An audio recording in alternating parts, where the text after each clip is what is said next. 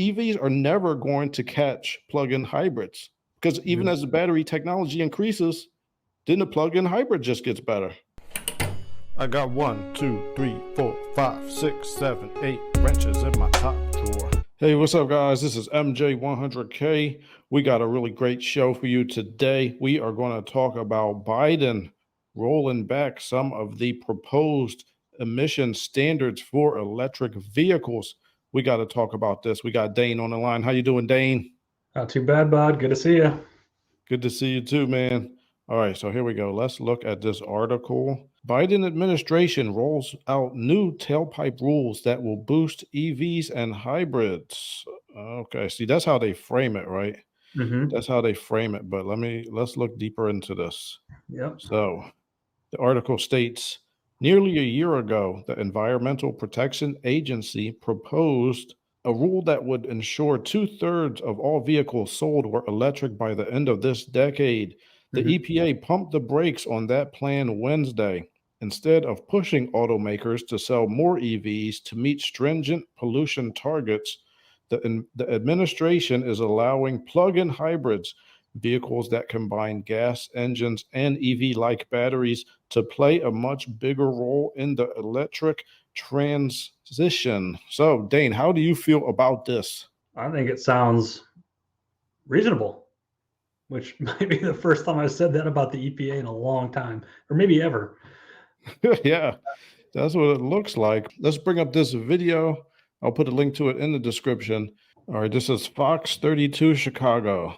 After last year's unveiling comes this week's rollback from the Biden administration involving auto emission standards and mileage ratings for electric vehicles. On Tuesday, the Department of Energy softened rules proposed last April that would have given automakers more fuel economy credits for producing electric vehicles, allowing them to make more gas-powered cars and still meet federal fuel efficiency standards.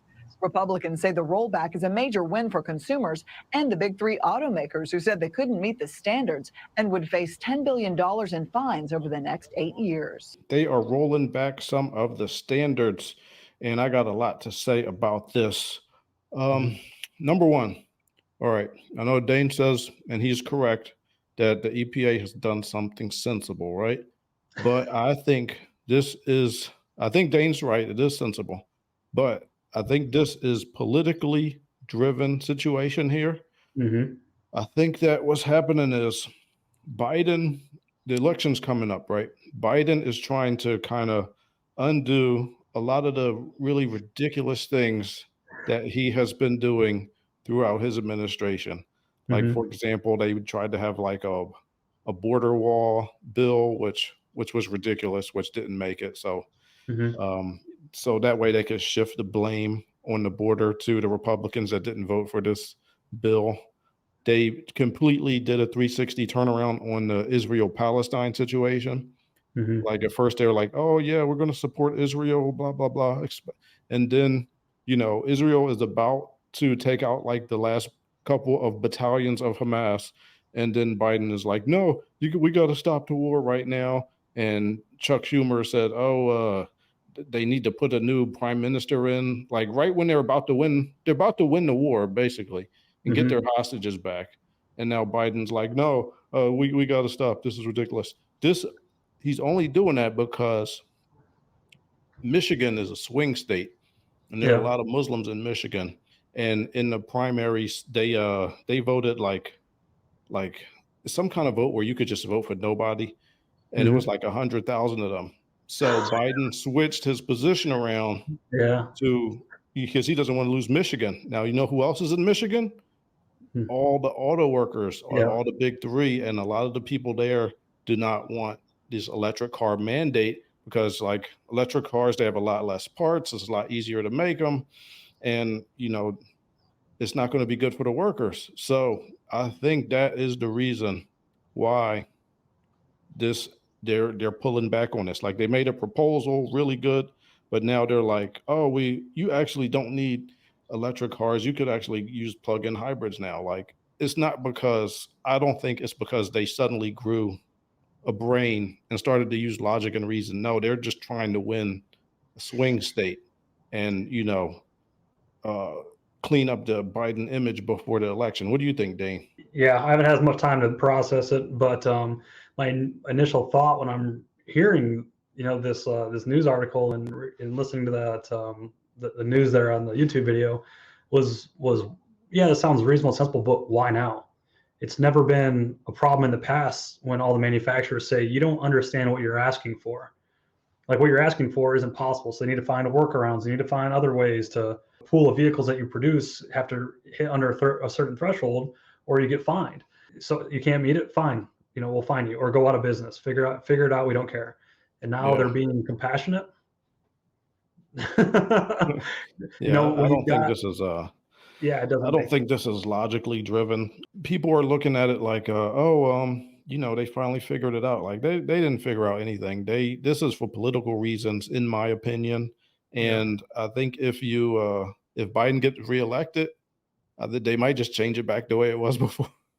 Yeah, right. From a political standpoint, I think it's a stupid thing to do. If anything, go harder in the direction you were going, and that way you keep your supporters happy.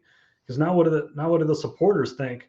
Because they got to eat crow there, like she was just saying. It's part of our strategy. We're backing off, but it's part of our strategy to keep the clean initiative going by backing off on emission standards. Yeah, you see how they framed it at the beginning? They were like, yeah, Yeah. this is the best thing ever. But in reality, like they backed off. Right, exactly. Yeah. So they're going to allow more. So these people that are all EV or nothing and that are supporters of this administration, what are they going to think now? Did you just lose those voters? Probably not, but they're not going to change their vote. Yeah, you ain't fooling nobody. At least you ain't fooling us too. Yeah, you're not going to fool MJ and Dane. But Yeah. like, look, I'm not anti-EV.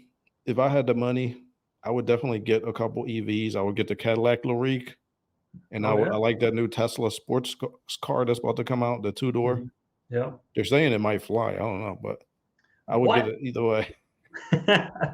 He's saying the thing might fly. He like to exaggerate, Elon Musk, but we'll see when it come out. Big time. But yeah, I'm not anti-EV. Look, I am let the best car win. I don't care. And it's not even win. It's not a zero-sum game to where there's only going to be EVs or there's only going to be ICE. Like that's how they're framing it, but it doesn't have to be like that. It could be a little bit of all of them. Exactly. Different people with different personalities and different use cases are going to need different vehicles. So if you want an EV, great. I think you should have one if you want one. And if you want to spend your money on it, you know what you're getting into when you get into it, right? I drive pretty much a truck on a day-to-day basis. It gets terrible gas mileage. It hurts my pocket, but most days I need it. And if I don't need it, I just like it and I'm willing to pay for it. So, and it's safer anyway. Right. Sure. It can be. Maybe not for the guy driving the little 2-door sports car that I run into, but yeah, well, I mean, safer for you. Yeah. Screw that guy. Nobody told you to drive a little tiny car. Yeah, exactly. I got one of those too, but like I said, I like variety. I've got a little 2-door BMW. The way it's sold is it's so unfortunate because people have been indoctrinated with these electric cars, and it's like their religion now. Yeah. You know what I'm saying? Like they feel like they have to, not all of them, but some people, especially people online, they feel like they want to convince you of it. They just want to keep, it's going to be EVs. EVs are going to beat ICE. Like nobody needs to beat anybody. And you don't need to convince anybody to drive an electric car if you like them. If it was better for your use case, you wouldn't have to convince somebody. Just make it good. That's all you got to do. Just make it good. Yeah, exactly, man. You know what it reminds me of? The difference between EVs and plug-in hybrids is like people are convinced that they have to get an EV when really the plug-in hybrid is superior. It reminds me of one of my relatives. They were like a kid and they were like went through potty training and then they stopped using the diapers and they switched to regular clothes.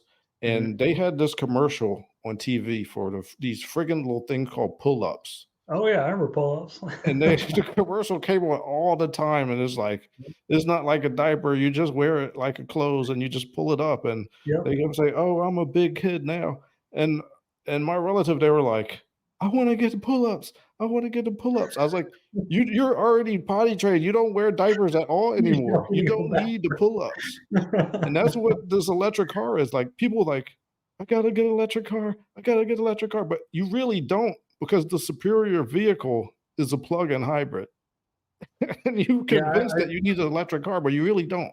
right. I remember seeing Toyota come out with something like that where they can make like, I forget what the ratio was, I'll just guess, but it was something like for every EV they make, they could make like 10 hybrids, maybe it was like 8 or 12 hybrids, and the emission cost of making those 10s was equal to one of the electric cars too.